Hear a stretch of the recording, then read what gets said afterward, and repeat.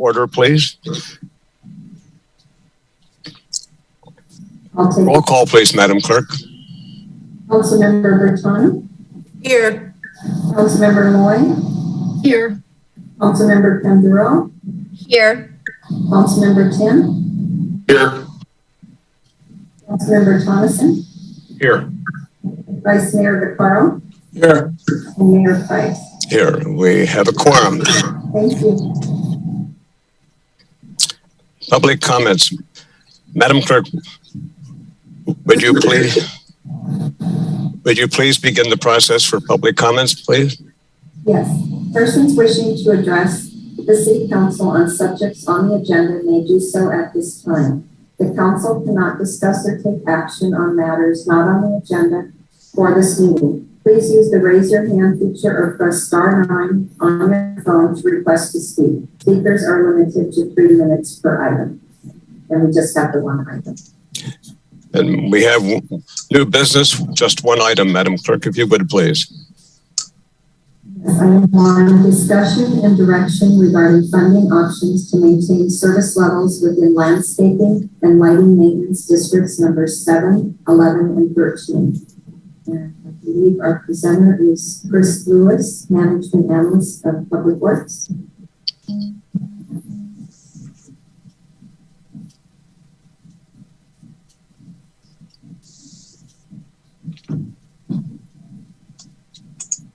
Apologize, there's a delay.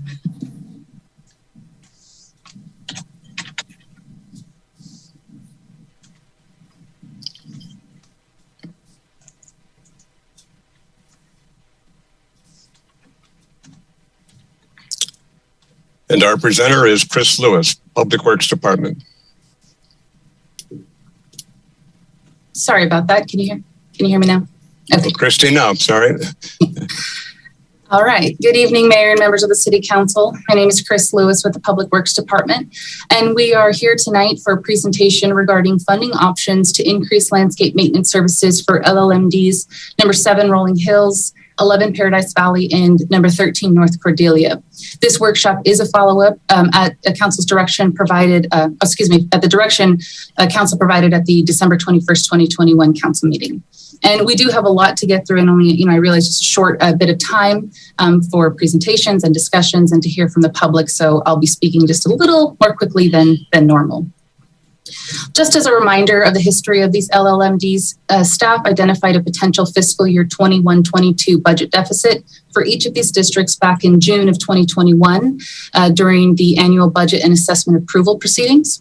After considering a number of options, staff proposed a reduction in services for fiscal year 21-22 as the short-term solution to this deficit while a community engagement and Prop 218 process could be completed. At the December 21st council meeting, staff then presented the contracts for the reduced landscape services for the 3 districts to begin on January 1st, 2022. And in order to avoid a gap in services, council went ahead and approved those contracts, but also directed staff to explore some funding options to restore landscape services in these districts to previous, or what we're referring to as pre-January 2022 levels.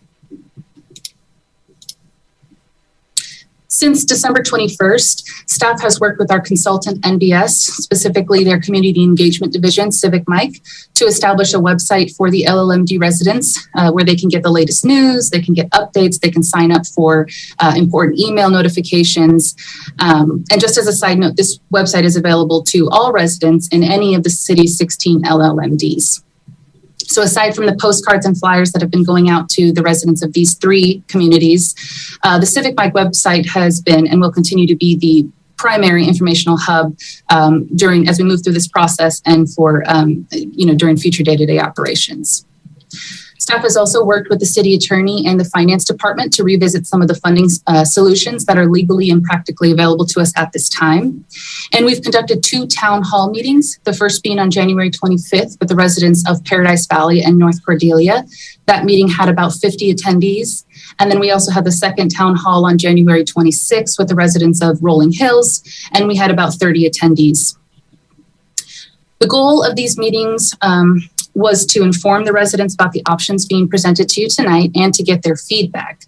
And while there was really good participation, from the attendees that were there, and we had a great Q&A session, the feedback that staff received just really didn't distinguish a majority of residents that preferred one option more than any other. So in other words, none of the options presented were overwhelmingly favored or opposed by the residents.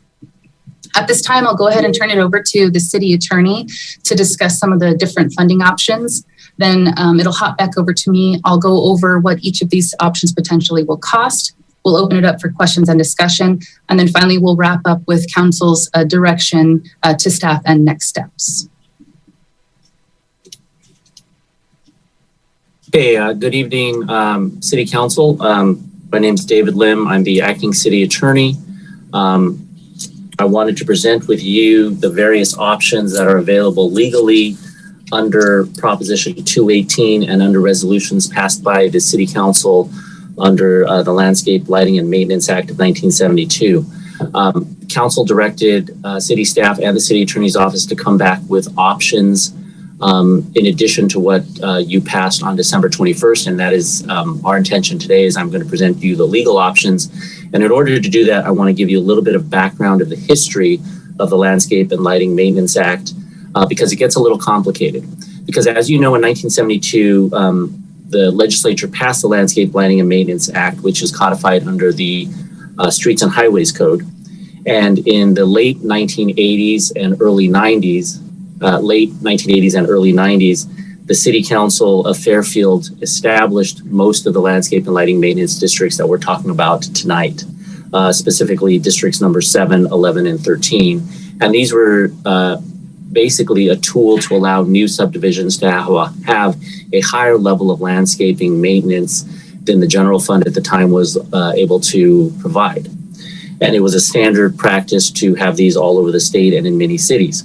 The council in 1991 passed Resolution 91-213B to establish a policy for the development, maintenance, and financing standards for these districts. The areas or the sections that we're covering today is basically that 1.G.1 says that if a district has a deficit, the City Council may determine upon a recommendation by the Maintenance District Committee to enter into an agreement to loan money to the district with the stipulation that such money will be paid off with interest based upon the city's cost of funds within a specified term of 3 to 5 years. So the resolution did envision a loan that could be made if there was a deficit in any of these landscape and maintenance districts. Section 1.J also said that the City Council could, at their discretion, make contributions to districts from the general fund to cover the cost of providing services determined not just to benefit the district, but the city at large. And that's what we call a general benefit contribution as opposed to a special benefit district. So basically, under the resolution in 1991, the City Council did have the authorization to either make a loan to these lighting districts, lighting and maintenance districts, or a straight contribution. What added to the confusion and the reason we asked for time to research the issue for all of you on December 21st, as you all know, is in 1996, the voters passed Proposition 218, which threw a huge monkey wrench into the straightforward ability of the City Council to either float a loan or make a direct contribution. Without getting too deep into the weeds, Proposition 218 basically says that an assessment on parcels has to have a distinction between a special benefit and a general benefit. And for landscape and lighting maintenance districts, just to cut to the chase, you have to have an engineer who does an evaluation and determines which are special benefits that affect only particular properties and which are general benefits which benefit the entire community and therefore can have general funds used. What we looked at in the law was to look at Proposition 218 vis-a-vis the resolution from 1991 to make sure that the City Council had the ability to either float a loan or do a direct contribution, and if so, in which areas it could do that. So that's the evaluation that we took, and thank you for your patience in allowing us to do that. From that evaluation and looking at 218 and its intersection with what the City Council passed in 1991, we are able to present you today with a lot more confidence the funding options. for your consideration tonight, and then for you to determine which option, if any, you want to take. Before we do that, though, we want to address how a Proposition 218 ballot process could move forward. Because if the city determines that they want to do a loan or a one-time contribution, one of the questions that the council had in December was, how quickly can these districts become self-sufficient again? And obviously, in order to do that, they would need to go through the Prop 218 ballot process to increase their funding levels, assuming that their residents approve that process. So the two processes that we laid out with staff and that Christine and Ryan worked on very hard was to have a scenario, which is expedited public outreach, which would be conducted over the course of 2 months. So a very narrow time frame. It would be very tight, but they've figured out that they can do it. There would be limited engagement with the public. It would assume the same level of maintenance and costs. But if it was approved by the community, the new funding could commence as early as July 2022. And it would cover the loan that, if the city wants to consider either a loan or contribution, would only be needed to cover expenses for fiscal year 2021-2022. Scenario B is a more standard Proposition 218 engagement that would be conducted over the next 12 months. You could have a more robust outreach with the community where the residents could identify their preferred level of maintenance costs, which may or may not be the current levels. It could be more, it could be less. If you went through a standard full community engagement, then the Prop 218, if it passed, would commence in July of 2023, so over a year away. And in that case, then any loan or contribution that the city council, if they decide to go either route, would need to cover expenses for fiscal year 2021 and 22 and 2022 through 2023. So keep that in mind, and as you're thinking tonight about the three options that I'm going to present to you tonight, because each of the three options can come with either an expedited public outreach or a full community engagement. And then it just tells you how much longer the loan or contribution will need to be covered if, in fact, you take one of those two options. So here are the three options that are in your agenda packet, and I'll just go over them very briefly.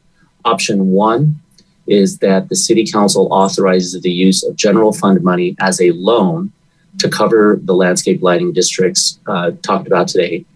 If you give direction to staff on that option, then staff would go back and make sure that any general fund money would only be used for general benefits, not for special benefits. And they'd have to go through and make sure that that loan covers only those general benefits and come back to you in March with authorization for that loan. Chris will talk to you a little bit more about if you decide this option. She's going to ask what is the length of the loan that you require, and also probably some more details on how to get that done. And then they'll come back to you with a resolution to make that loan. Option number two would be the authorization for use of general fund money as a contribution for public improvements, again, for general benefit uses only to cover landscape services, again, for landscape services that benefit the general community. Option three would be the council decides to take no action to supplement the landscape and lighting maintenance districts. So basically, that would be the status quo of what you've already approved in December 21st, and you would let the landscape lighting maintenance budget go as is and hope that the districts decide to fund via 218 up to the levels that the residents want. So those are your three options. I'm going to turn it back over to Chris and Ryan for further follow-up and discussion.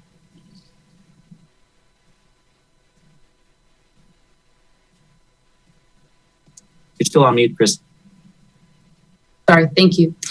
With those options in mind, we can now move on to the cost of each option by district. But before we do that, I'd like to just note that these estimates presented are purely just estimates, and they are based off of the monthly costs for services under the previous or pre-January 2022 service contract we had for each of these districts, plus a 30% contingency. These estimates also include the costs for the Prop 218 work and the community engagement consulting fees. The estimates do not include any potential interest. From what we hear, it's approximately 1% that would be applied to the principal loan amount should council decide to go with options 1A or 1B being those loan options. And services may begin as early as March of 2022. I need to note here that at last week's town hall meetings, the costs presented at those meetings were based on services beginning in May of 2022. And the original basis for that time frame was to allow staff time to engage with the landscape contractor, to execute a formal agreement, to write the staff report and bring that amendment back to council for approval. However, staff has been working really hard to find some creative solutions to reduce the amount of time that residents are without a higher level of service. So since the town hall meetings, we've determined that there actually is a way for us to begin work as soon as maybe late March, if we provide services as additional work under some of the open service contracts that the city has with various landscapers. So it's of course at council's direction, but there is a way to actually begin work sooner. I'd like to clarify that under either scenario, the district's ability to restore these services as close to pre-January 2022 levels is purely dependent upon the availability of these contractors and the resources they have available to them, in this short time frame. So what you're seeing right here is the cost by funding option for Rolling Hills. And just to quickly walk you through this chart, on the left-hand side, we have the funding types, either loan, contribution, or no action, no funding. We have the ultimate revenue source for these funding types. Each funding type has an option A or B, as the city attorney described, and those A or B options are driven by the community engagement effort that will be applied to the process. The expedited options allow us to be ready to go with assessments by July of 2022. We can start as early as March or as late as May. And the full version allows us to be ready to go with new assessments by July of 2023. And then on the right-hand side, we have the total cost for each option. So for Rolling Hills, to bring them back up to or as close to pre-January 2022 levels as possible, we are looking at a loan or contribution of as little as $120,000 for May and June of 2022, or as much as $500,000 to begin services in March of 2022 and carry those services out through June of 2023. To be ready for new assessments in July of 2023. So here's Rolling Hills. I'll go through, I know we're limited on time here. Paradise Valley, it's the same chart. And I forgot to mention on the last one, I have the red asterisks here because this is staff recommendation to go with option 1A, the expedited loan. For Paradise Valley, we have a loan or contribution amount as little as $60,000 or as much as $175,000 to carry us through that 16 months. And lastly, we have North Cordelia with a loan or contribution as little as $46,000 or as much as $130,000 for the full community engagement process. And I can revisit these, as we have questions in the discussion portion. But just to summarize, staff is requesting council's direction on two matters for each district. The first being the type of funding that should be used to increase the levels of service in these districts or to take no action on that front. And the second being the level of community engagement that should be pursued concurrent to the Prop 218 process. Staff's recommendation is option 1A, that being a loan at approximately that 1% interest with a 5-year payment term to cover the services for the remainder of fiscal year 21-22, during which time we will proceed with the expedited community outreach and a Prop 218 process. This concludes my presentation and I'm open for questions. Comments or questions for Christina, please?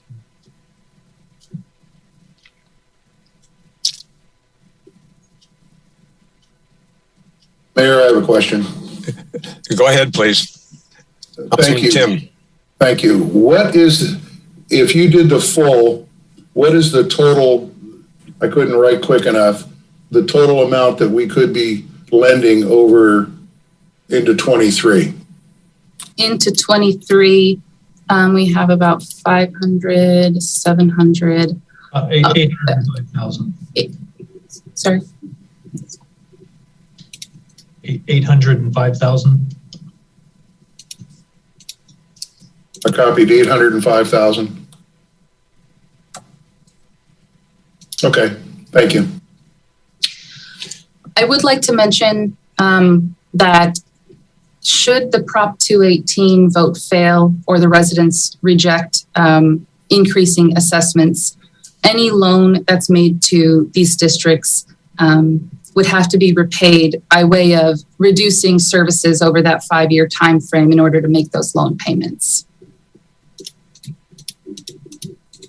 And in your community engagement, were these numbers provided to them at that time? Yes, the amounts beginning in May, so these lower threshold amounts right here, 46,000 and as much as 106,000 for North Cordelia, 60,000 and as much as 155 for Paradise Valley, and 120 and 450. And there was no consensus on which one the citizens wanted? That's correct. We did have several comments, but like I said, there was no majority. Okay, thank you. No problem. Any other comments, colleagues? Okay. So, Mr. City Manager, I think we have. There's Go ahead, some please. Comments now. There's public comments. Do we Yeah, want to go on public comment? yeah, I will in just a second. You don't have anything to add, Mr. City Manager?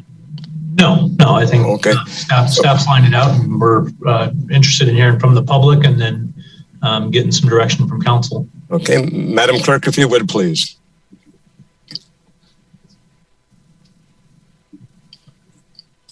Amber, do you have anyone online?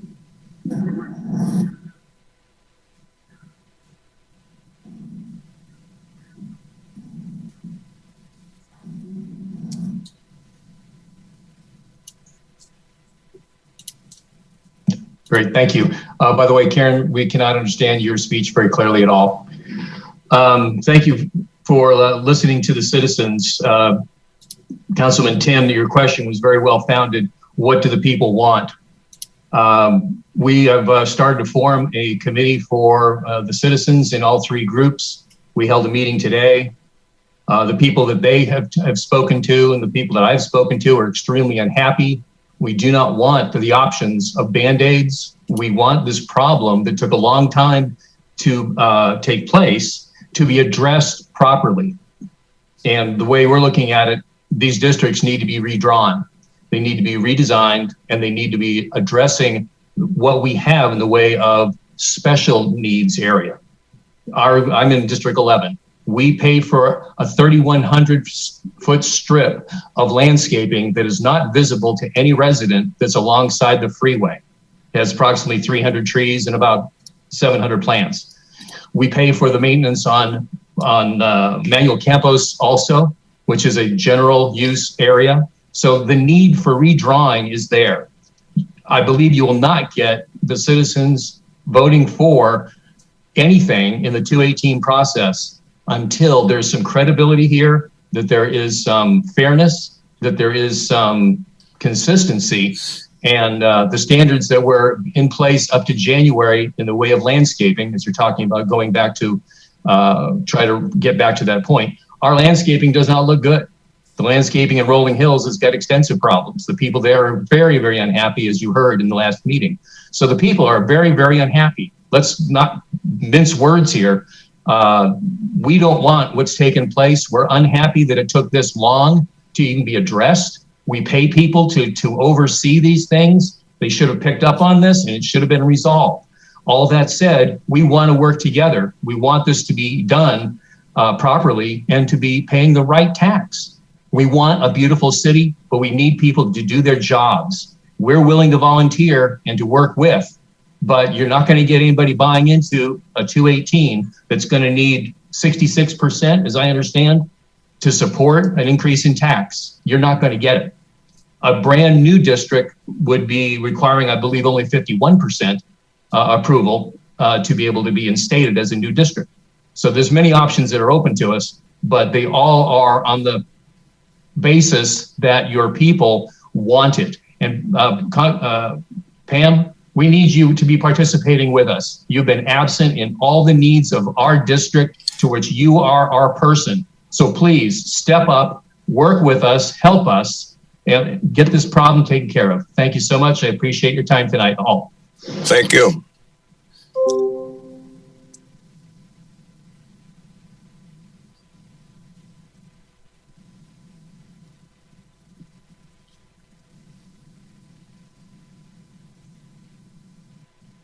Hi, can you hear me? Okay, my name is Theta Peck. I live in District 11, and I concur with everything that Rick has mentioned. I don't personally don't have a problem with increasing the fees, but I would like to see if there's a CPI attached to it, that the CPI is capped either in the percentage limit and or time limit. Of course, of time. I took a look at the agreement, and per the agreement, anything south, I'm sorry, the agreement only pertains to anything north of manual compost. However, the mapping shows at least 2 areas that are south of manual compost, which is not part of the agreement. And that these should be removed. It's at the corner of manual compost and Dover. And then there's a vacant lot, which I guess a church is going to be going into. Those should be removed. The housing area at Tassajara area, which is on the corner of Paradise Valley Drive and manual compost on the west side, is not even, they're not even paying. They're not in any district, and they don't pay, although they enjoy specific benefits from this district. The freeway, Rick has already mentioned, the golf course. The golf course has 5 different connections, areas that they connect directly to Paradise Valley Drive, and they don't pay anything. They're a business.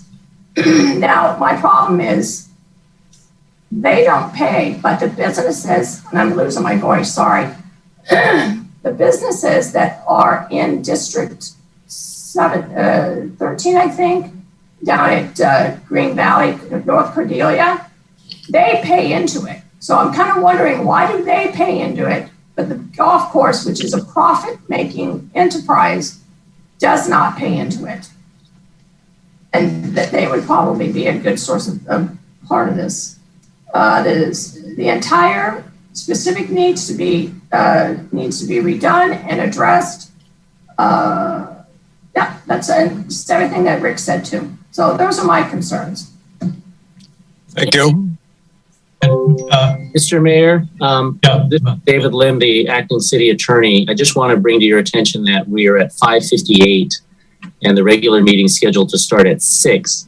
But what the council can do, and it doesn't even really need a motion, if they want to continue and finish this, because I know you have a lot of members of the public waiting to speak and wanting to see you make this decision, I would just recommend at 6 o'clock or close to 6 o'clock, go ahead and call the regular meeting, then go into recess, and then you can pick it up as soon as you're done with this. I don't think you even need a formal motion vote to go into recess. I think as your prerogative as mayor, just as close as 6 o'clock, it's 5:59 right now. Just call the 6 o'clock meeting, then go ahead, and if you like, if the rest of the council wants to do it, go into recess and then just continue this meeting until you're all concluded, if that's what you want to do. Your other option is to recess this meeting, start the 6 o'clock meeting, then resume this meeting after you finish the regular meeting. We have the 2 options. Which one do you prefer, colleagues? Let's continue this until we're done. I agree. Okay, let's do that. Okay, thank you, Mr. City Attorney. We'll continue.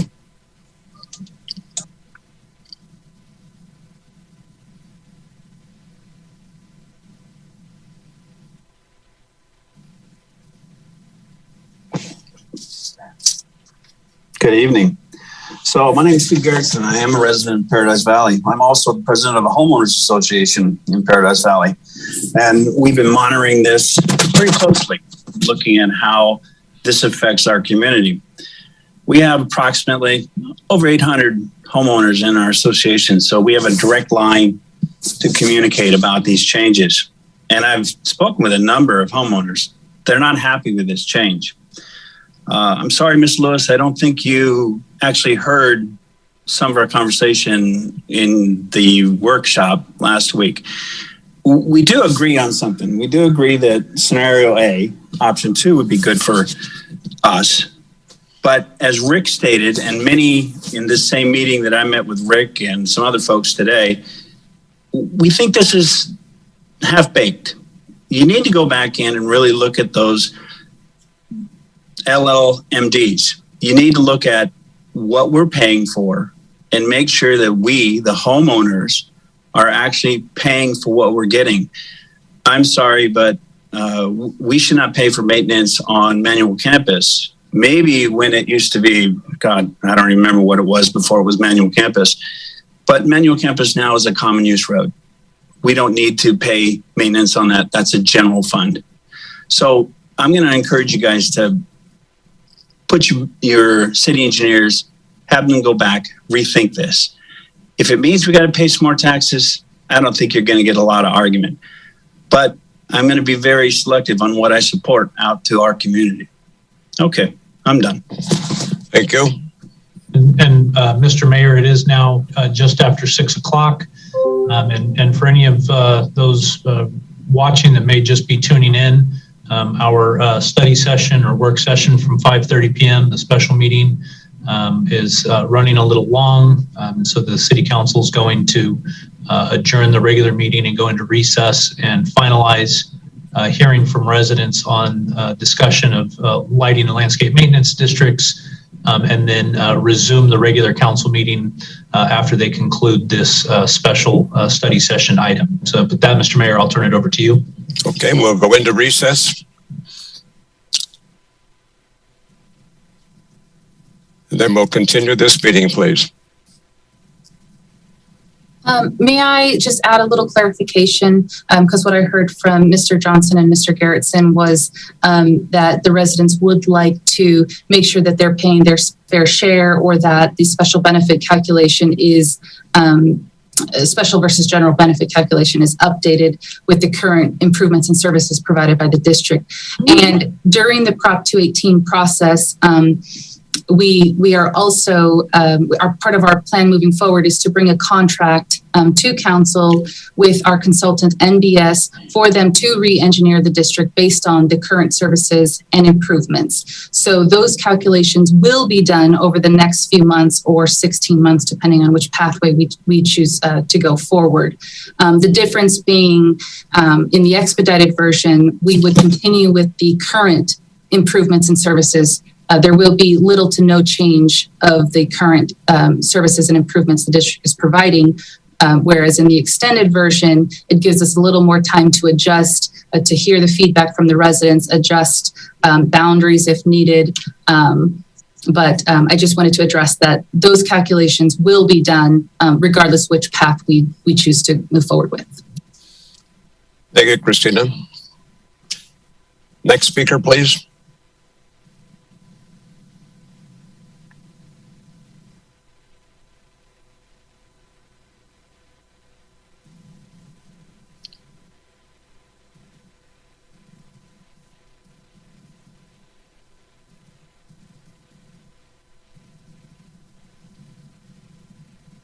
Joe Bisbee instead of Merganser 7.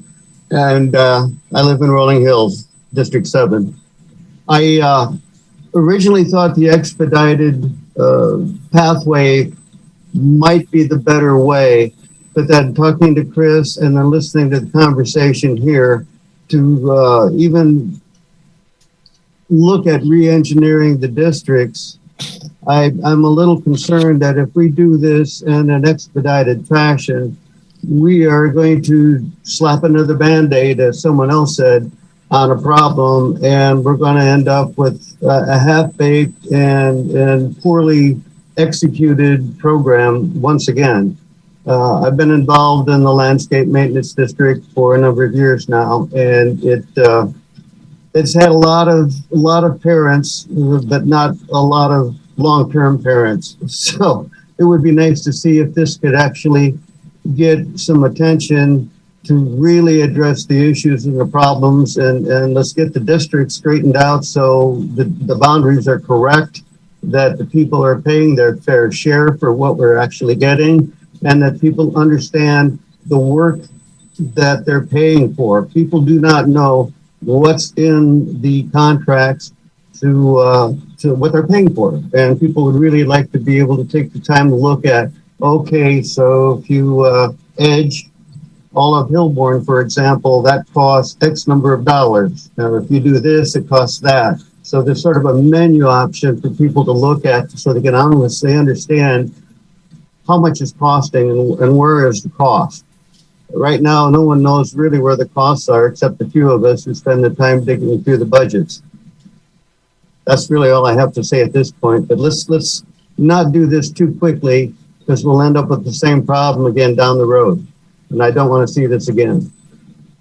Thank you.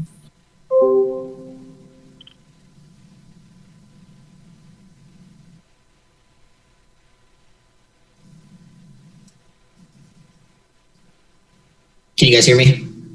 Yes, we can hear you. Perfect. Hi, my name is Connor Neufeld. I currently live at on section or District 11, I guess, of Paradise Valley. I just had a couple questions. We recently moved into that house, and I guess this would be more on Stephen's point. Our house actually shares a fence with a walking trail that has been severely neglected. There's, widowmakers, which would be, large tree limbs that are hanging in the trees, just waiting to fall on someone. And like I said, it is a general walking path. I just want to make sure that that gets kind of either looked after or made sure that someone actually walks down there and looks at it, because it is very, very dangerous. And I mean, these branches are 3-4 inches thick hanging in the trees. And what they've decided to do recently, the landscapers right now, are to trim half of the pathway and leave the other half up. So we have one half of the pathway, being taken care of and the other half just overgrown, which just kind of expedites the problem. So I didn't know if someone could maybe go check that out or kind of how that would work. But that's all I have to say. Thanks. Mr. Neufeld, would you mind giving me your street, the street closest to that walking path? It's a Shaker Run Circle. So it's going to be the connection point between Paradise Valley Road and Shaker Run Circle. It's right on the entrance. Thank you. We'll let our operations team know. Perfect. Thank you so much. Appreciate it.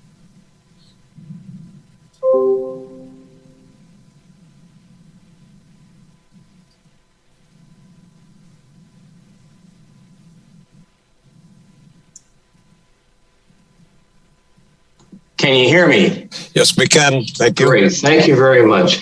So I agree with redistricting. We don't need to be paying for Manual Campus and the freeway.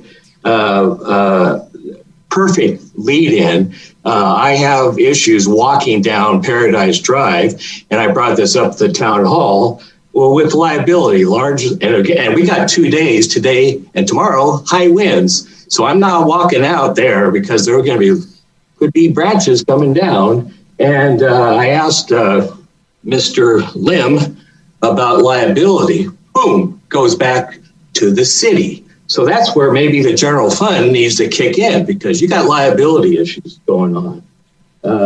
My other couple of things are, and I don't want to switch over to the discussion because I'm not computer thing, but I thought on the discussion on the agenda that we brought in $270,000. Christina, can you confirm that? And some of that was general fund already. Anyway? What I'm saying is some of these options. Is this a trick question? Do we want a loan or just a contribution? Of course, we want a contribution. And and again. What I read was the maintenance was dropped from 155 to 90, but how about the water? We happen to be in a drought. We're going on no water for the next 2 weeks. That's 6 weeks, no water. We're in a drought. So we shouldn't be paying for all the water. We're overwatering as it is. When I walk down, everything's overwatered. It's crazy. The other thing, it's kind of a 20% of this District 11 happens to be the Paradise Valley, Chuck Tim, I love you, Maintenance and Monitoring District, and we have a 1.7 million. Hey, we'd like to help out. We got 1.7 million. Hey, we're willing. I'm done. Bye. Thank you.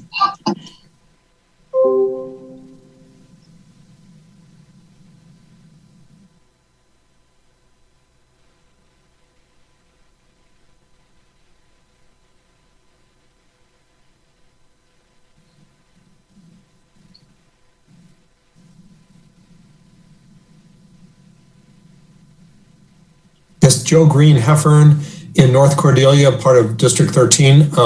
One question and one comment. I guess the question is it a 50 plus 1% on the 218 vote or 2/3? I think people need to know that if we're choosing between the short term or long term.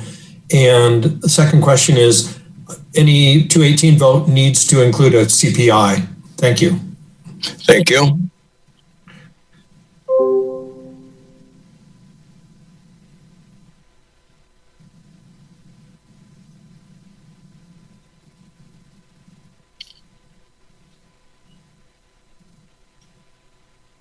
There we go. Hello, my name is Brenda Villanueva Nicolai. I'm a resident of the Green Valley Lakes neighborhood in Green Valley. I attended last week's meeting regarding landscaping for our immediate area.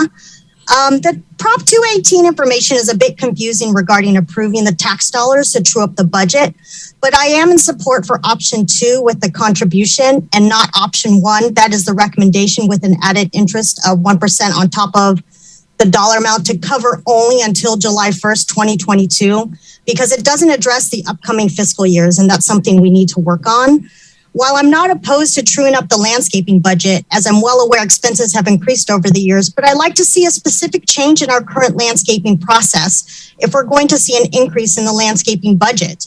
Can we please allow the residents the opportunity to have to provide a report card on a quarterly or biannual basis to the landscaper, a Google form, a Survey Monkey, something that allows the residents to have a voice specifically for the landscaping of our area. The residents showing we care and having the landscaping company be held accountable to the residents. Let the residents have a say each quarter. Pros and cons. What do we see working? What isn't? What should be concentrated on further? And what's being neglected? We were told last week there are individuals from Public Works who come in and check the landscaping work. The neighbors providing their feedback would help this person understand what we look for. We know what the area looks like daily, not someone who comes in only once a month just to check progress. I'm a runner and a cyclist. I love running under the beautiful tree-lined streets of Mangles and Green Valley Road. While most of the time the paths are clear of debris and look very pretty, there are times when the landscaping irrigation boxes are filled with water and leaking down the sidewalk for days, or fallen tree limbs littering the sidewalk or covering the bushes. I don't know about the individual checking the area, but I personally make a point of being proactive myself, taking a photo of issues and sending it over to Public Works to address the situation. I am well aware that the landscaping team is on Mangles and Green Valley Road every Wednesday, and they do what the scope of work advises, but that's it. Nothing more, nothing less. I like to see my additional tax dollars hard at work at a higher level, regardless of contract fee. I'm asking the city council to think about allowing the residents to give our say on a quarterly basis. Our own progress reports that information be shared with the landscaping company to resolve and address specific issues. Improvements cannot be made unless guidance is given and allowing us to have a say regarding spending of our tax dollars. Thank you for allowing me to speak today in regards to this issue. Thank you.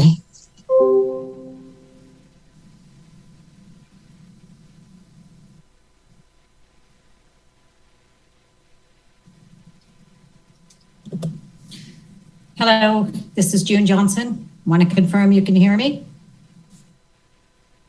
Okay, I am in favor of whatever we need to do to continue our great maintenance that we need in our neighborhood. I am in favor of working with the city as close as we can to make sure this happens. We have a beautiful community here. I'm in Rolling Hills. We want to maintain that. I want to speak on behalf of the city. I think they're doing a fabulous job. This requires community involvement. And I bring this up at all of our Rolling Hills meetings. We have a wonderful app that's called My Fairfield. We need to use it. I will tell you 100% of the time when I report an incident, Public Works is on it. They contact the maintenance crew and it gets resolved. I've been extremely impressed, particularly in the last couple of weeks. Again, I wasn't aware that we had a tree down at the park and one of my neighbors contacted me. I contacted Public Works. Within days, they had that tree removed. I reported the fence that needed to be repaired. Within days, they repaired it. So I want to give you a score of 100% to Public Works because they have been doing a fabulous job. And again, as the head of our Rolling Hills network, I would be happy to work closely with the city to convince our neighbors whatever it is we need to do so that we can have a beautiful neighborhood in our district. Thank you. Thank you.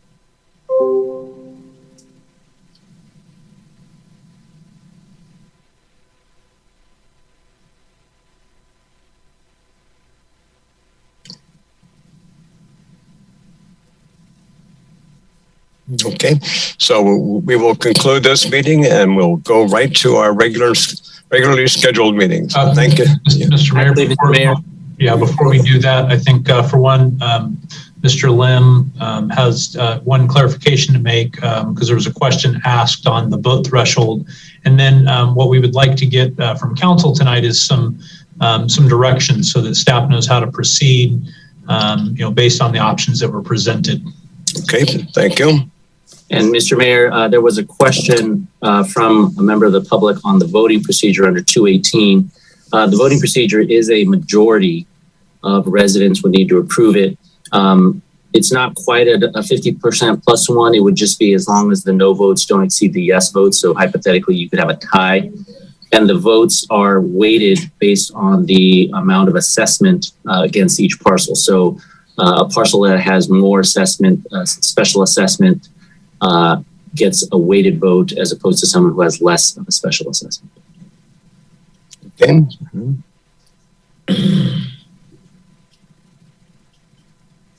Comments? Mr. Mayor. Councilman Tim, go ahead, please.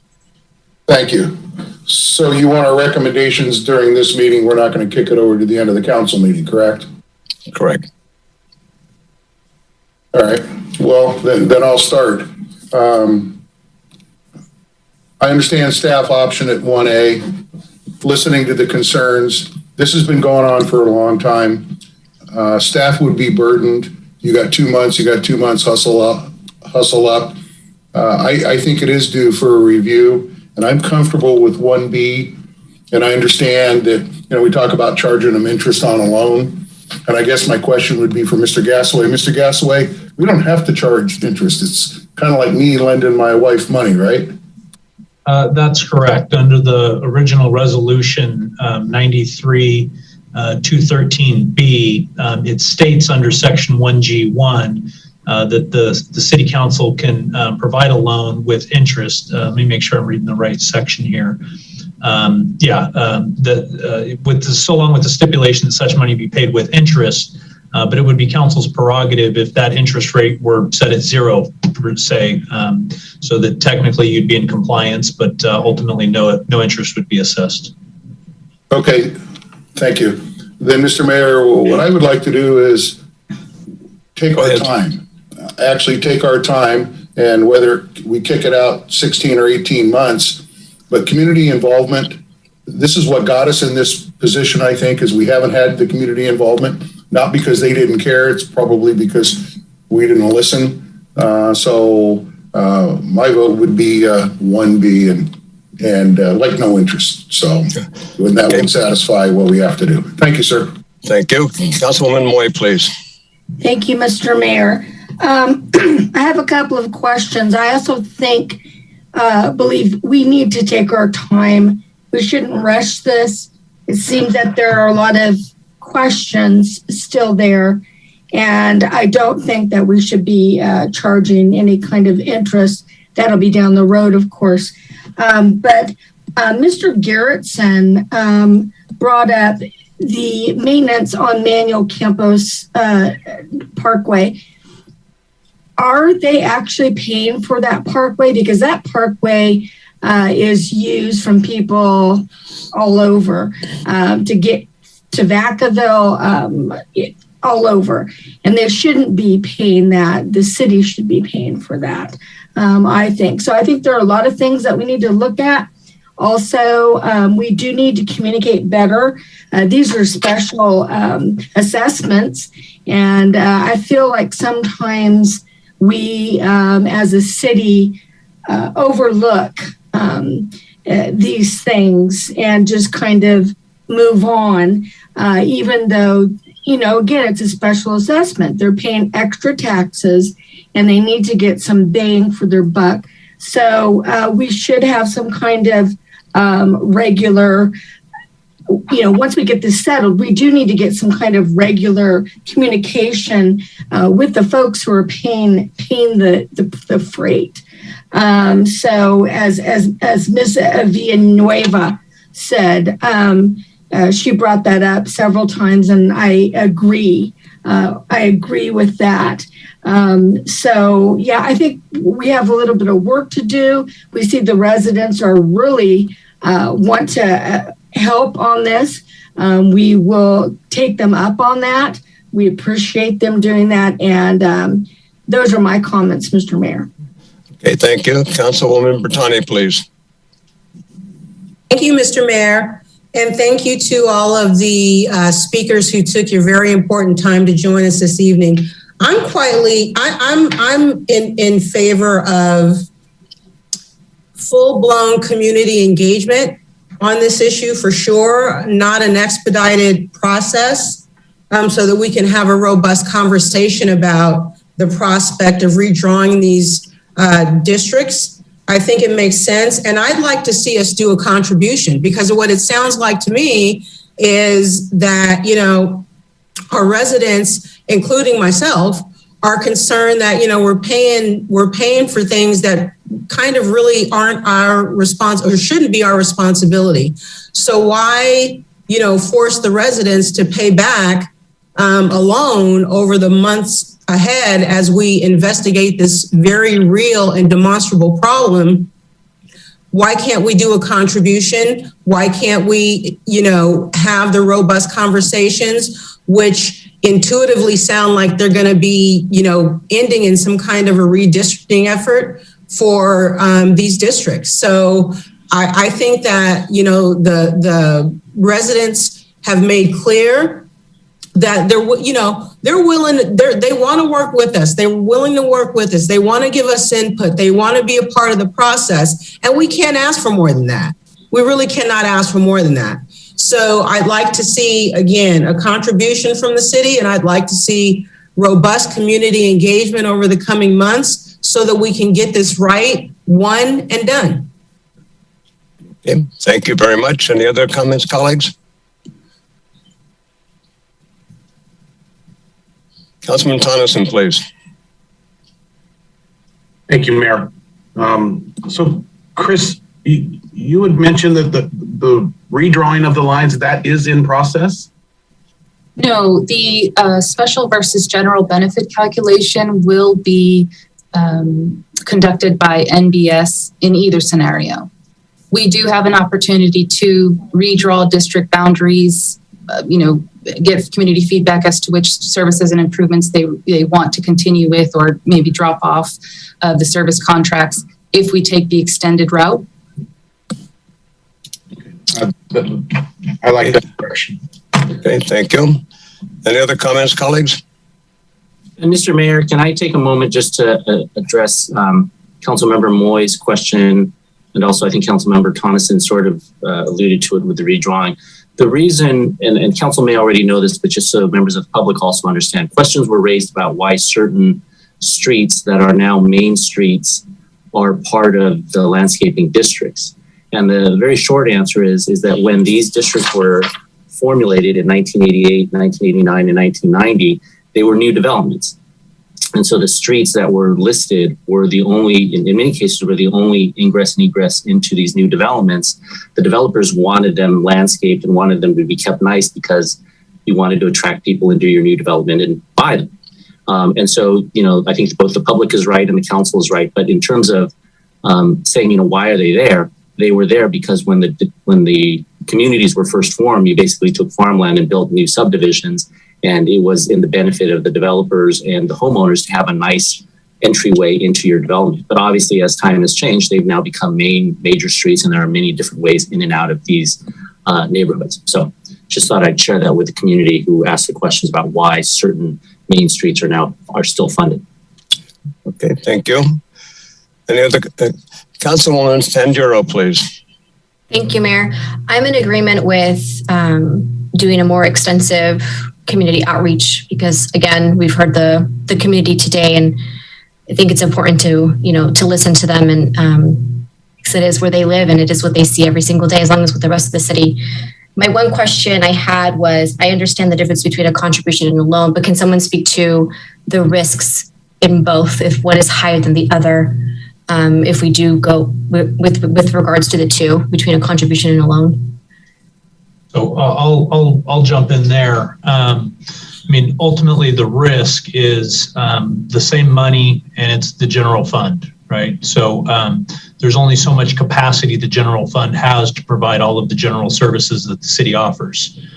So the vast majority of all of our public safety, police, and fire expenses come out of the general fund. Much of our personnel costs come out of the general fund. Park maintenance, recreation programming comes out of the general fund. And there's only so much capacity that we have. Because of the long-term impacts as well of Prop 13, while it provides a great benefit to residents who end up staying in their homes a long period of time, or property owners over time, by capping the rate of inflation of those property taxes, the impact to the city is that over time, those revenue streams generally don't keep up with inflation. So if there's a 2% cap on property tax increases over time, and generally a 3% cost, CPI increase over time, that gap is a part of the strain that increasingly gets put on the general fund. I've been, on the job here officially as interim city manager for a couple of weeks. And as you all know, we're also in the collective bargaining process right now. So we've been been spending a lot of time sharpening our pencil, not just at kind of the current position of the general fund. Your adopted budget right now has a projected general fund shortfall where expenses would exceed revenues. As we've been sharpening that pencil as of late, what we're doing is we're looking out and projecting out the general fund's position over a number of years. And the city council has as a policy to maintain a 20% reserve of the general fund. So 20% of expenses should be reserved as basically a rainy day fund in the general fund. And that's a good, sound, best financial practice for local government entities. So, all of that is a lot of ways to say over the next few years, the strain on the general fund and how close we come to that 20% minimum target is going to get really tight. And so, we would have to rerun our modeling. But if we're talking about an $800,000 contribution versus a loan, the risk there is that $800,000 as a contribution is going to severely impact the city's ability over time to maintain that minimum reserve and provide general services throughout the city. The loan over a 5-year period, as was presented by staff, then provides the opportunity for those funds to be repaid to the general fund and not have that longer term impact of loss of those monies out of reserves. Now, there is still some risk if we go out 14, 16 months and then that vote fails on one of the 218, then the risk is that becomes, in effect, a reduction in service, as Chris pointed out, a reduction in service based on the current assessment to repay that loan. And the period of how long it would take to repay that loan is some time. Now, of course, the city council at that time then has additional options that we could discuss. But those would sort of generally be those risks that you would run. The biggest of which with a contribution, and where staff wouldn't recommend a contribution, is simply that that will impact the city's ability to provide services elsewhere while maintaining our 20% minimum reserve target. Okay. Mr. Vice Mayor, please. Thank you, Mr. Mayor. First of all, I want to thank my colleagues for all their comments. And also I want to thank the citizens who came out tonight. You know, it doesn't happen all the time, but it's something like this, you're going to get people out here, you know, to talk about an issue that should have never been in front of us. I mean, this should have never come in front of us.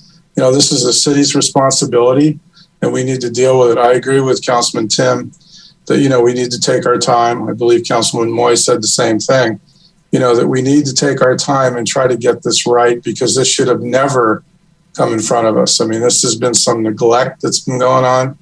And I, you know, I give credit to our citizens who really care. And I know we all really care too. I think this is something that we need to get right. And I think Mrs. Johnson, you know, I agree with her. We do need to work together, the citizens here and the city, to try to figure out, you know, how we're going to make this better in the future, because it is going to be in the future for all the different assessment areas. But right now we have to solve the problem. So I agree. We need to take our time and really think this through and see what it will be the best option for us and for the citizens. So, Councilman Tonneson, please. Are you wanting a direction from us, Mayor, on? Yes, we need to determine how we're going to answer this problem, and we need to do it now. I would support Chuck's option for the 1B with no interest.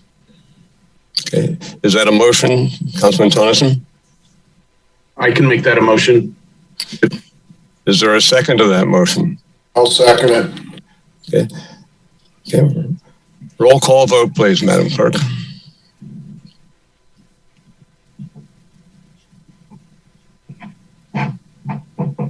Councilmember Bertani? I'm going to vote no, only because I believe in, you know, I think that this should be a contribution. And I agree with what the Vice Mayor just said, that, you know, this shouldn't have come before us in the first place. We should have caught this. This is our issue. And so we need to foot the bill here, you know, so that's the only issue I have with the motion. That's why I'm voting no on this motion. Okay, thank you. Thank you. Councilmember Moy? Yes. Councilmember Panduro? Yes. Councilmember Tim? Yes. Councilmember Tonneson? Aye. Vice Mayor Vaccaro? yes. and Mayor Price. Yes. 6-1 motion carries. Okay, thank you. All right, we will we'll take that direction. Thank you very much. And then we'll be back at the next meeting with the contract for NBS, and then we'll continue to engage with residents here in months to come. Yeah. Well, thank you for your analysis and your input, Mr. City Manager. But I think council has spoken, and we should get to work on this as quickly as we can. So thank you. And we'll close this special part of our meeting this evening and go to the regular meeting that is 37 minutes late, so 33 minutes late. So I'll call the meeting to order, please. And I'll take roll. Councilmember If you would, please, Madam. If you would, please, Madam Clerk. Roll call. Councilmember Bertani. Here. Councilmember Moy. Here. Councilmember Panduro. Here. Councilmember Tim. Here. Councilmember Tonneson. Here. Vice Mayor Vaccaro. Here. And Mayor Price. Here.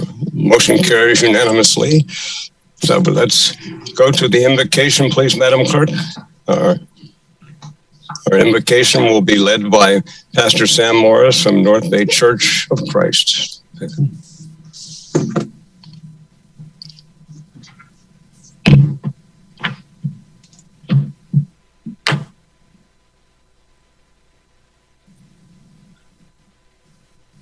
My apologies. God bless all of you.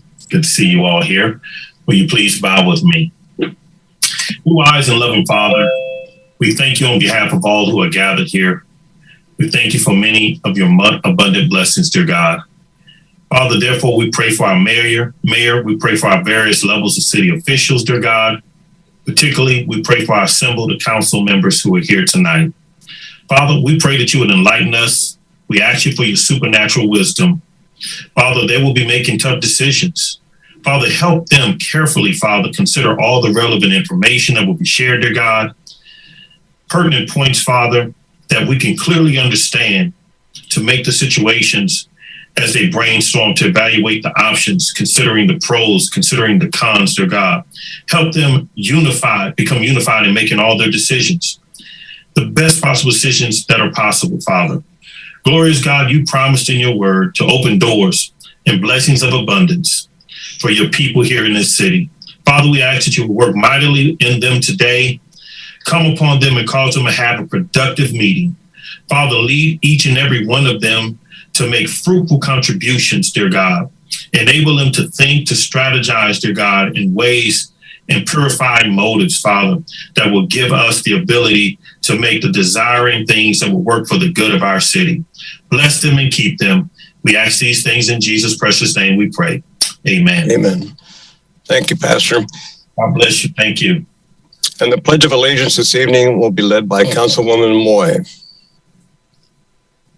I pledge allegiance to the flag of the United States of America and to the republic for which it stands, one nation, under God, indivisible, with liberty and justice for all.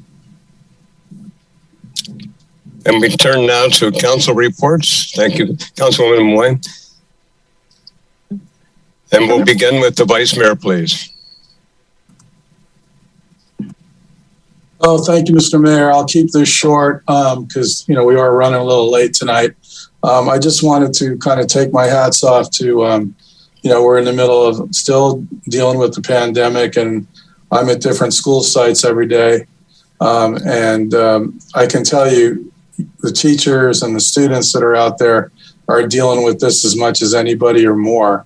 I really feel for our students who have been struggling for the last 2 years and have been trying to live about as normal as they can possibly live. But, a lot of their school years have been taken from them because of this pandemic. And a lot of the teachers, have to call in sick.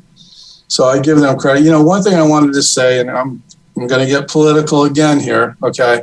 I know there's a movement in the country right now to take certain books away from, curriculum because they're too progressive. Such great authors like Maya Angelou and others. And it's incredible that this is happening in our country in the year 2022. So I really hope that this movement to ban of voices that just speak for justice will stop. But it is happening in a lot of states in our country. Thank God it's not happening in the state of California. That's all I can say. And that's all I have to say tonight, Mayor. Thank you very much. Thank you, Mr. Vice Mayor. Councilmember Bertani, please, your report.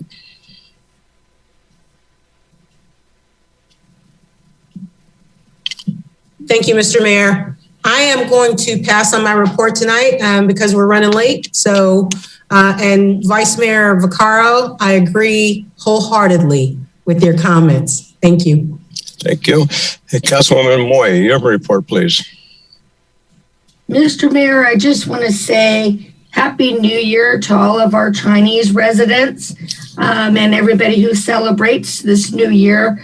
I hope that it brings a lot of prosperity, peace, love, and a lot of good health to everybody. And that's it for me, Mr. Mayor. I'm just going to cut it short because we're late. Gung Hei Fat Choi, and I agree with you. Thank you, Mr. Mayor. Councilmember Panduro, please, your report.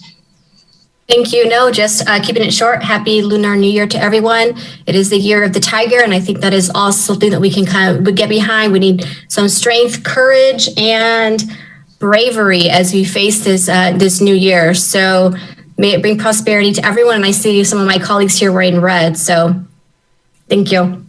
Thank you. Councilmember Tim, please, your report. Mayor, I'll pass, but I agree. Ms. Panduro, that was well said. Councilmember Tonneson, your report, please. Nothing for me tonight, Mayor. Okay, thank you.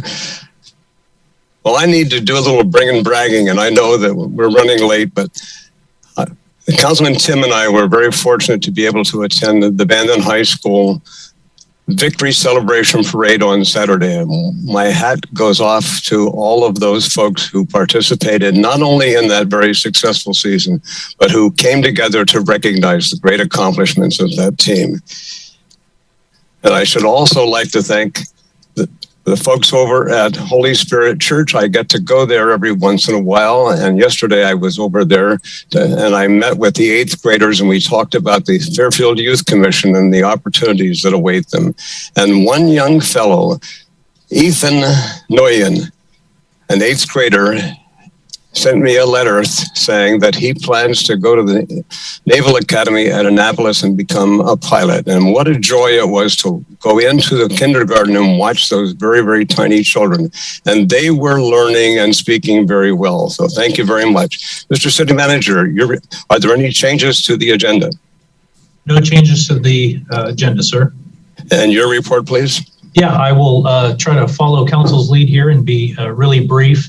One thing I just wanted to bring up, January 1st, the state's water shutoff moratorium ended. And so we have delayed any shutoffs. We received $500,000 from the state of California for back billing of water out of some of the COVID funds that came from the state. Our finance team has worked hard to apply that to accounts. Unfortunately, there are still a large number of accounts. We have approximately 200 accounts that exceed $1,000 outstanding balance. We have been working to notify folks that of those outstanding balances. Around the 15th of this month, we would start shutoffs, but any resident who falls in that category, we are absolutely willing and wanting to work with any resident on any form of payment plan. And so to prevent any shutoffs, all a resident has to do is contact our finance department and work with us on a payment plan. They've been working hard to get that word out and are continuing to reach out.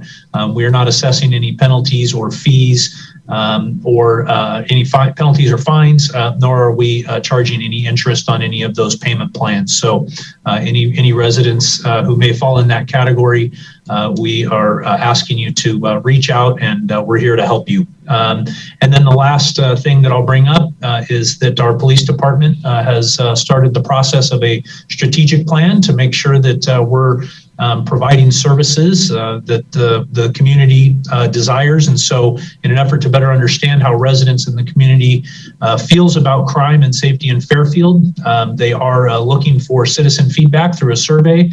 There's information about that survey that residents can find on our website, and we've been pushing it out on social media. So I encourage any residents listening to please participate in that survey. Your input is very important. And that's my report, sir. Thank you very much. Mr. City Attorney, your report, please. I have no report tonight. Thank you. Thank you. Madam Clerk, your report. Thank you, Mr. Mayor. Just quickly, I'm looking forward to the recognition of all the PAL volunteers that helped with the Screams Haunted House. And I want to thank Esther Beavers for preparing all of those certificates for the mayor's signature. And also just wish everyone a happy Groundhog Day tomorrow. It's 2/2/22 tomorrow. Thank you very much. And presentations, Madam Clerk. Yes, presentation number 1, Screams Haunted House presentation of check to PAL and recognition of volunteers. And I believe our presenter is Heather Sanderson, the PAL coordinator.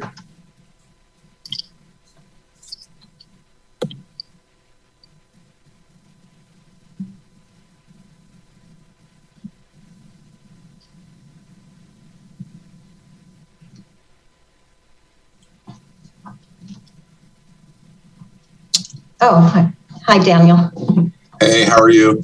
Do we have the PowerPoint presentation up there? Is up?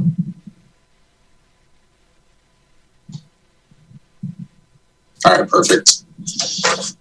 All right, Mr. Mayor, City Council, Madam Clerk, Mr. City Manager, and Mr. City Attorney.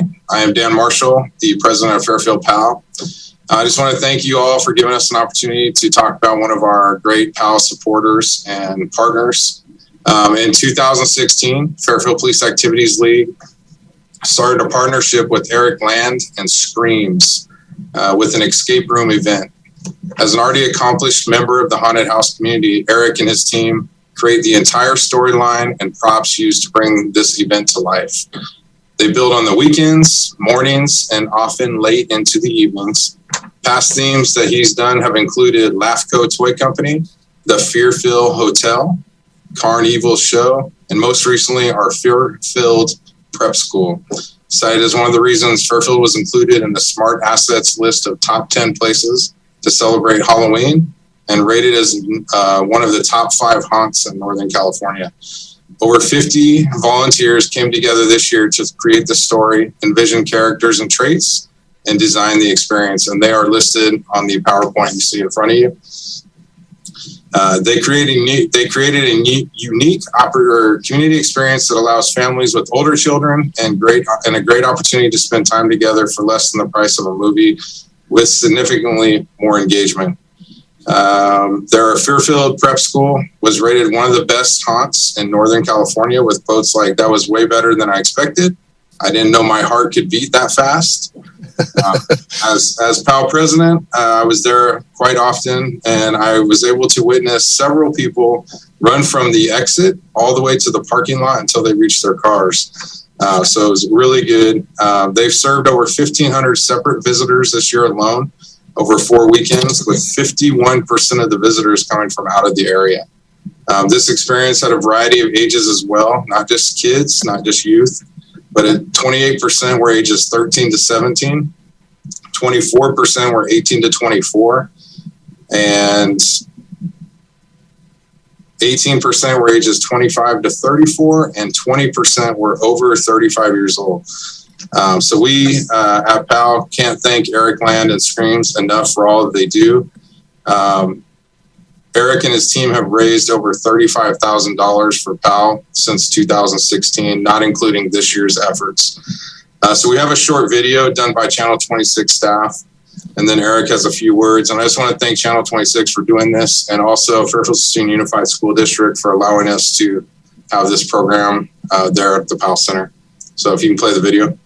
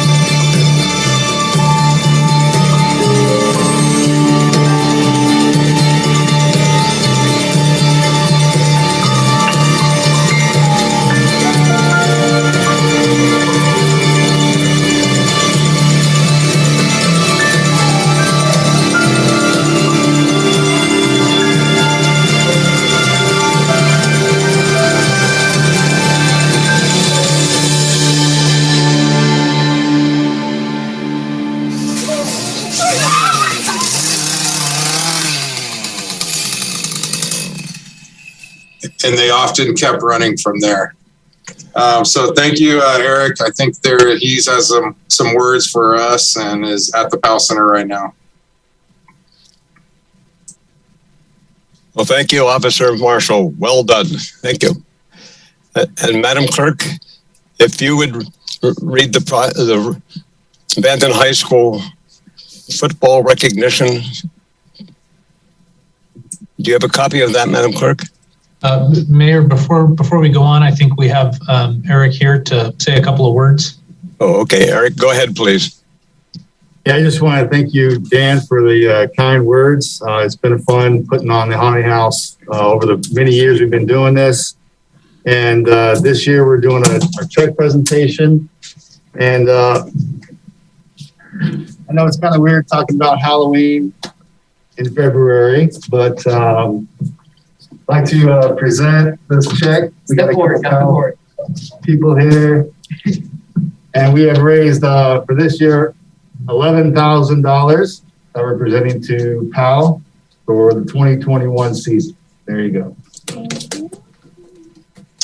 Thank you so much, Eric. This money will be great as we are moving this year out of the school center. So this will go a long way. Thank you for your continued partnership. We look forward to whatever you have in store next year. And I apologize, Mr. City Attorney. I probably should have given a disclosure before we showed the video.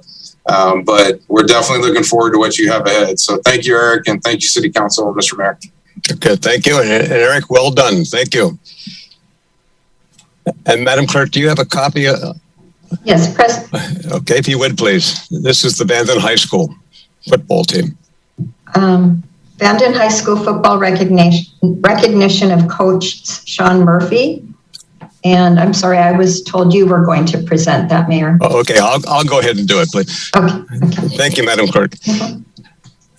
Please join me in congratulating the Bandon High School Vikings, winners of the 2021 California Interscholastic Federation State Division 3AA Championship. It was a 14-13 victory over visiting team San Bernardino's Aquinas High School.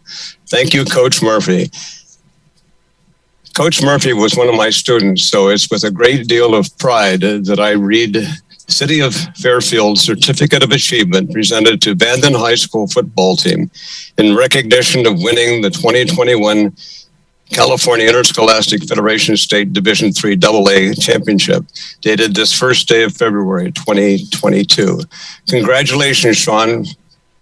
You make us look good. Thank you so much. Take care.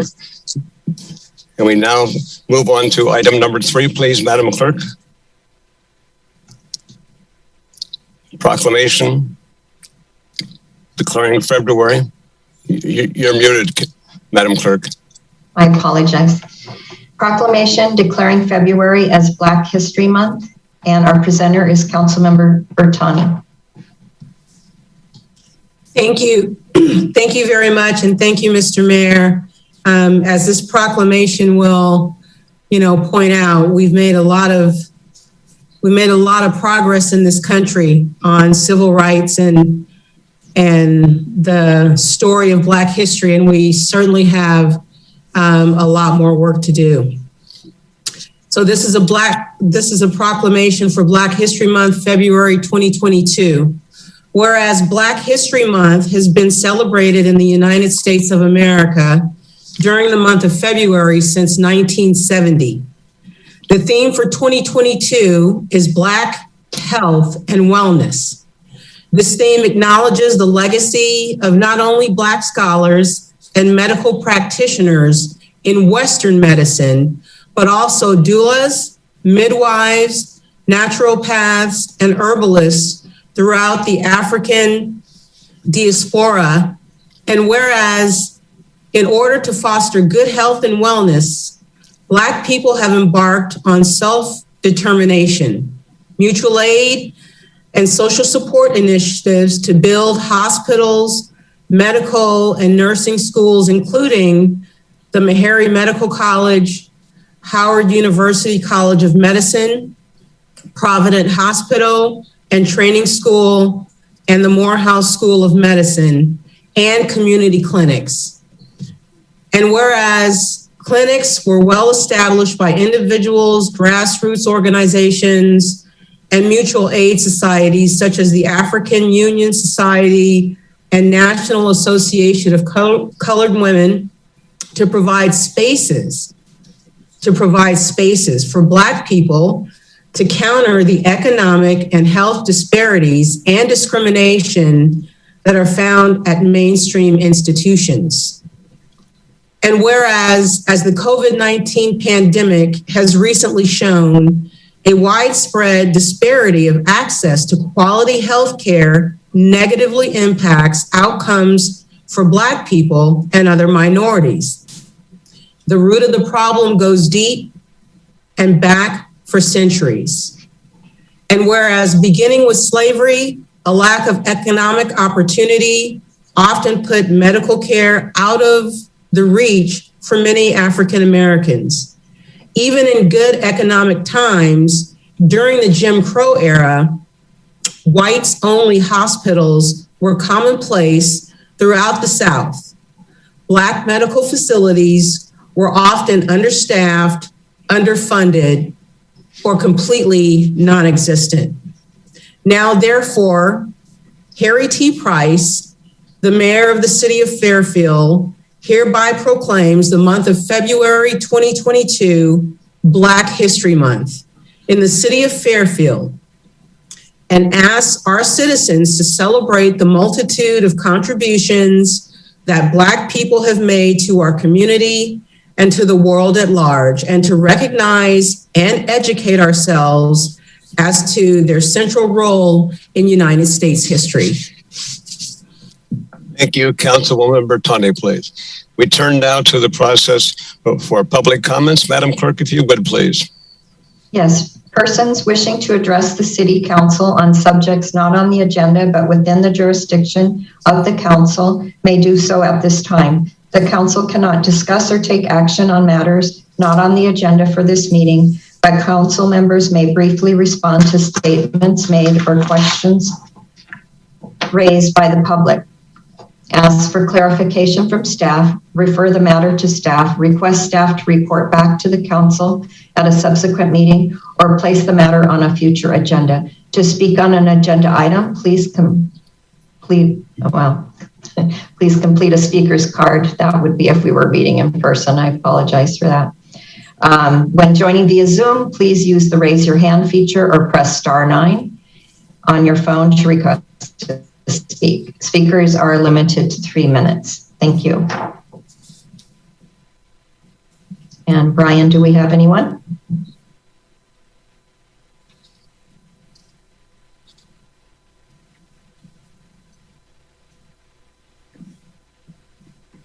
Yes, thank you. Can everyone hear me?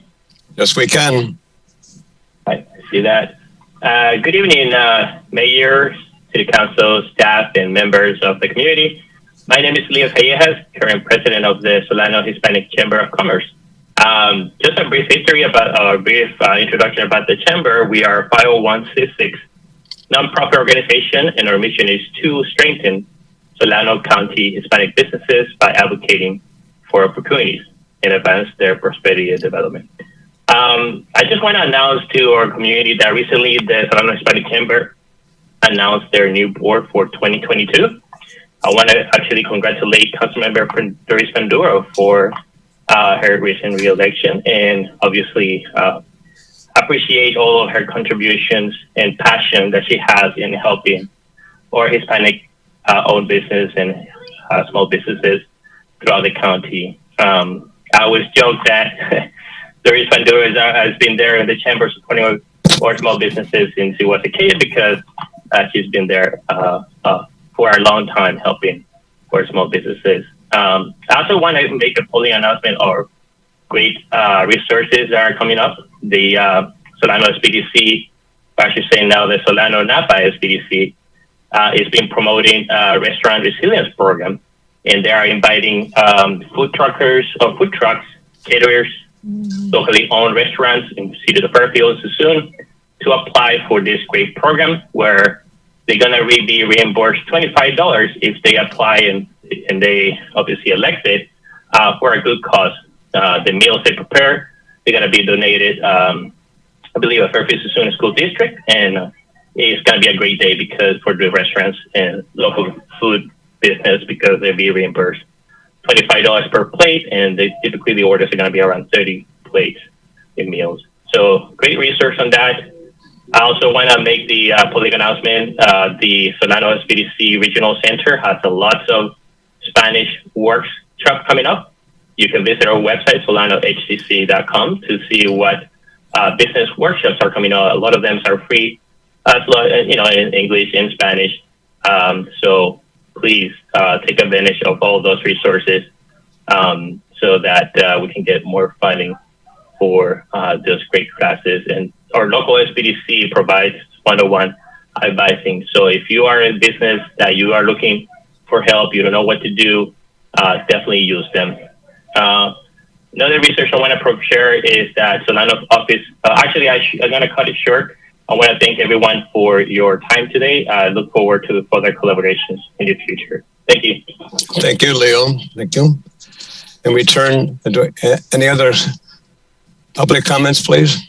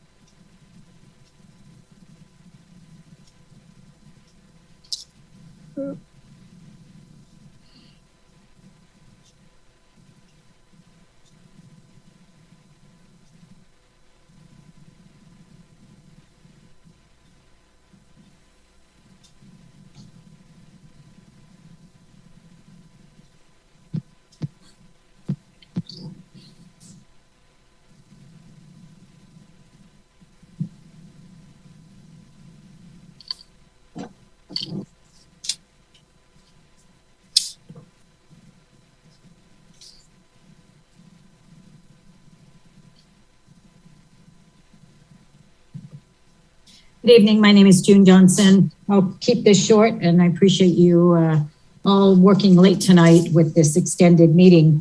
I just want to give kudos to whoever came up with the idea for this police department strategic plan survey. I have completed the survey, and I'm very much looking forward to seeing the results and then ultimate action plans. I also want to give kudos to whoever does all of the posts on social media. It's been really very informative and in a very positive manner, having all of the community policing being available for people to see the good side of the police department, whereas some think there's just a negative side of the police department. So whoever's doing that work, they're doing a really good job.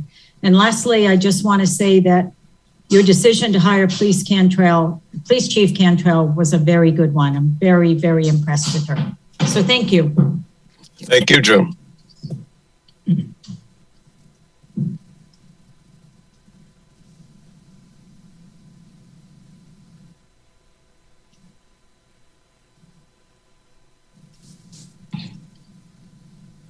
Hello, can you hear me? Yes, we can. Okay. Hello, everyone. My name is Ethan Nguyen. I would like to say I had the honor of meeting the mayor yesterday at school, and I remember that he mentioned something about public service, and I do indeed enjoyed servicing the public, because in late 2021 I had the chance to help at an event that was hosted by my dad's pharmacy team. I got to set up signs and provide people with the free things that they had, and also help some others sign up for a raffle. And I just like to say that I won for the kids raffle. And in the future, I would like to join the U.S. Navy and become a Navy fighter jet pilot, because not only am I servicing my community and state, but I'm also servicing my country as a whole. So yes, and I would like to say again, it was a pleasure meeting the mayor, and thank you for having me here. Thank you, Ethan. Well done. Our next speaker, please.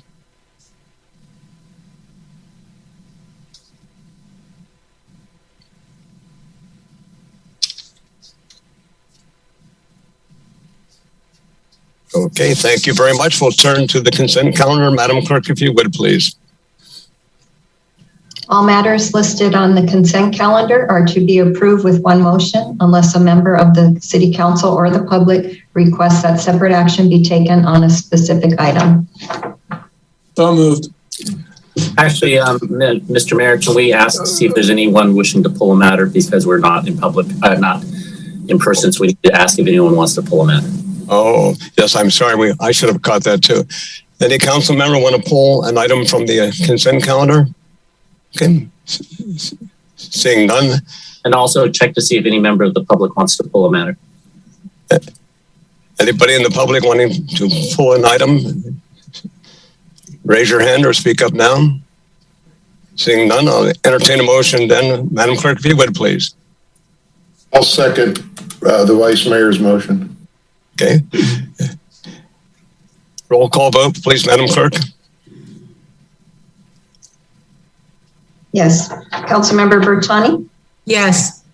Councilmember Moy? Yes. Councilmember Penduro? Yes. Councilmember Tim? Yes. Councilmember Tonneson? Aye. Vice Mayor Vaccaro? Yes. And Mayor Price? Yes, motion carries unanimously. We turn now to new business, please. Thank you.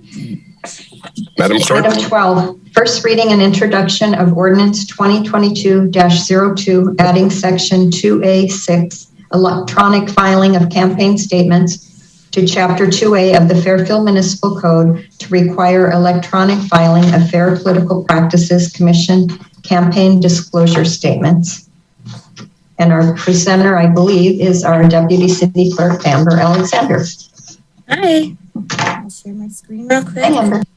Hi. Welcome, Amber. Thank you. And I cut this down real short, so do this real quick. All right. Good evening, Mayor and Council. I'm excited to introduce an ordinance to require electronic filing of Fair Political Practices Commission campaign disclosure statements. The City of Fairfield is currently a paper filing agency for FPPC forms. To increase efficiency and facilitate compliance with regulations, the City Clerk's Office looks to mandate electronic filing of economic and financial disclosure statements. If approved, filers will be required to file through the automated system. The City Clerk will only accept a paper filing at her discretion or to accommodate an ADA request. The City Clerk's Office will use NetFile, a hosted solution that's created for cities administering FPPC filings. The NetFile system can accommodate the electronic filing of several types of required forms. It provides 24-hour filing and viewing online, increases accuracy by preventing incomplete filings, and automatically redacts personal information. The system promotes transparency and provides convenience for committees, individuals, and the public. Thank you for your time. I'd be happy to answer any questions you may have. Any comments or questions, colleagues? Do we have any public speakers who would like to comment? Seeing none, I'll entertain a motion to waive full reading and introduce ordinance 2022-02 for first reading. Is there a motion to approve? Madam Councilwoman Moy, please, you had a comment or question? I just so moved. Okay. Been moved by Councilman Moy. Is there a second, please? Second. Seconded by Councilwoman Panduro. Thank you. Roll call vote, please, Madam Clerk. Councilmember Bertani? Yes. Councilmember Penduro? Yes. Councilmember Tim? Yes. Councilmember Tonneson? Aye. Vice Mayor Vaccaro? Yes. And Mayor Price? Yes. Motion carries unanimously. Thank you very much. We now move to public hearings. Madam Clerk, if you would, please. Item 13, public hearing and first reading and introduction of ordinance 2022-03 of the City Council of the City of Fairfield, amending section 224.1 of the Fairfield Municipal Code to limit the number of absences planning commissioners are permitted within 12 months. And our presenter is Jonathan Long from Community Development Management Analyst. Thank you, Karen. Evening, Mayor and Council members. Tonight is a response to directions given to staff on December 7th City Council meeting.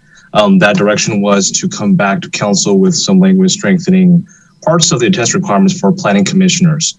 So I'm going to bring two items to you tonight that kind of represent the options on the spectrum of which council could kind of choose from, and offer direction on kind of variations you like in between.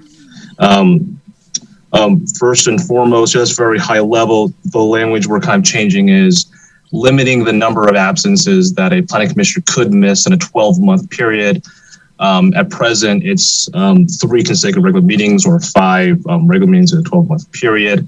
So the meeting we're proposing is limited 2 absences in a 12-month period. Second part of that is expanding the definition of what is a exempt absence. So at present, it's medical and family. And the definition will include unforeseen or urgent circumstances. So really it's trying to capture things that are really unplanned. And so for the proposed and alternative ordinance, they are identical to a certain point. As they become the tenant's policy in the proposal, a third non-exempt absence from either of these would trigger a proceeding step. So for the proposed ordinance, it's much more automatic. If a planning commissioner missed 2 absences with no exempt and then incurred a third one, the proposed ordinance would automatically vacate their position as a planning commissioner. An alternative proposed ordinance puts that input and authority into a majority vote by the city council. So should suppose a planning commissioner has a third absence that's not been exempted, the secretary of the planning commission would then seek confirmation from the mayor to agendize the absences to the council, and upon majority vote to determine if they would vacate or force the planning commissioners to resign. So some key things to know, and the differences is the original language didn't set a kind of time duration to when a planning commissioner would notify the council, notify the planning commission or their peers when they would be absent. The proposed and alternate ordinances, what they would do is request, would actually codify 48 hours in advance of that absence. And then that's be pending review by that secretary of the planning commission. So I'm here for any questions on that. I'm sure you have some, and I'll answer best of my ability. Thank you. Council, any comments, colleagues? Councilman Tonneson, please. Yes, thank you, Mayor. I like the first option on that the secretary will issue a vacancy. So, and I think, I mean, I've obviously been pushing this a lot. And I've said this before, but I'm trying to look down the road for future planning commissions. I served on the planning commission from 2008 to 2016. Very rarely did we have 7 people. I don't consider this like a nuclear option or anything like that. It's just, and I've discussed this before, that we have people standing in line for planning commission. Sometimes that line is 10 or 15 deep. So I'm just looking for more accountability, future planning commissions. I think I think this is a good rule. What I would like to, maybe this is a question for the city attorney, could we have an appeal option in there? Like on the first option that we're talking about is that the secretary of the commission will issue the vacancy. Could we have an appeal option to the council? Yeah, the short answer is yes, and that actually might address some potential due process claims.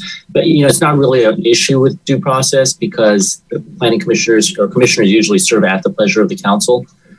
So I don't see anything wrong with this ordinance, but adding an appeal right would just give you a little bit of extra protection by saying that within X number of days, the person has a right to file an appeal brought before the city council. So definitely you can do that. So I would go with that. That would be my recommendation, is to go without option with an ability to appeal. Okay. Any other comments, colleagues, on this item? Okay. Do we have, may open the public hearing now. Do we have any request to speak cards on this item, Madam Clerk?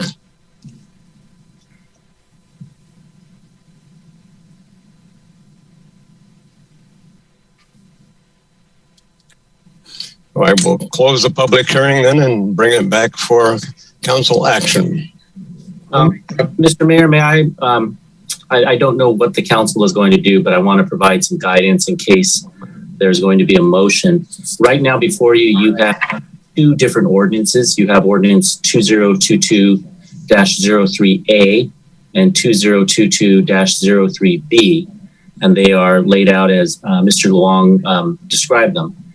I would recommend that if the council has a desire to go with Councilmember Tonneson's idea and adopt 03A, but to add in a provision of an appeal, I think it would be cleaner to give direction, not to make a motion to introduce the ordinance, but to give direction to council to bring it back with language, and at this time give direction to the staff as to what sort of appeal period you want. And it can be whatever you want. It can be, 30-day period, 14-day period, and I would recommend that it go to the city council. But again, I don't know what you're all planning to do. So if someone's going to make a motion for A or B, that's fine. But if you're going to go with what Councilmember Tonneson recommends, and I think you just give direction to staff, and they can bring back a clean version for adoption at a later meeting. Mayor, if I can answer that. Yeah. Councilman Tonneson, go ahead, please. I think we've beat this horse. But let's just put in the issues tonight. We can add appeal. 10-day appeal would be fine because it's going to follow some of our other appeal options, and then we get this behind us. So I'd like to make a motion for. I'm showing at 20 or 2-24.1. What is the motion I'm making if I'm doing it tonight, David? I'm not seeing the 03. Well, there's two attachments to the agenda. There's a proposed ordinance and an alternate adopted ordinance. Again, I want to say, I think I would strongly urge that you give direction. If we're not going to go with the exact word of the ordinance, the danger is that the ordinance has been posted and people have had a chance to review the ordinance is posted. But if we add new language, we could face a challenge that we're basically passing an ordinance that wasn't fully agendized and given the public an opportunity to be heard on. But it would do that all the time. Yeah. Councilman Tonneson, go ahead, please. Don't we do that all the time, David? I mean, Mr. City Manager, Attorney. Resolutions are a little bit easier. I think you may be thinking of resolutions. You can change the language of resolutions. For ordinances, this is something that's going to be part of the municipal code. Even if it has been done, I don't recommend it. Like I said, yeah. Okay, that would be my recommendation then. Okay, so we'll bring it back ready for adoption at a subsequent council meeting. If everybody's okay with it. Everybody okay with that? I still need a second, I believe. Yeah. No, there's no motion. There's no motion. Oh, okay. Just further instructions. So just to make sure that staff has what you need, and Jonathan, you can chime in if you need more. But what I'm hearing is that the suggestion was a 10-day right of appeal to the city council, and you're looking at ordinance 03A, which says that if a commissioner incurs a third non-exempt absence during the 12-month period, the commissioner will be deemed to have resigned their position. And then staff will add in the 10-day right of appeal to the city council. Again, just thinking like a lawyer, do you all care if it's 10 business days or just 10 calendar days? And then do you want to set how soon after that notice is given when the hearing has to take place? Like usually you say you have to schedule a hearing. I would recommend within 45 days. I would say 10 business days. I agree. Yes. Business days, yes. Okay. 10 business days. And is everyone okay with setting the hearing within 45 days of receiving the notice? And the appeal will go to the city clerk's office. Everyone okay with that? Okay. Thumbs up, please. Or okay. It's unanimous, yes. Okay. Thank you. Thank you. Were you a no, Scott? No. Okay. Thank you, colleagues. Okay. Thank you. There is no other business before this body this evening. What an arduous evening it has been, but thank you very much. We are adjourned until our next regular meeting on February 15th. Drive safely and be very, very careful. Happy New Year.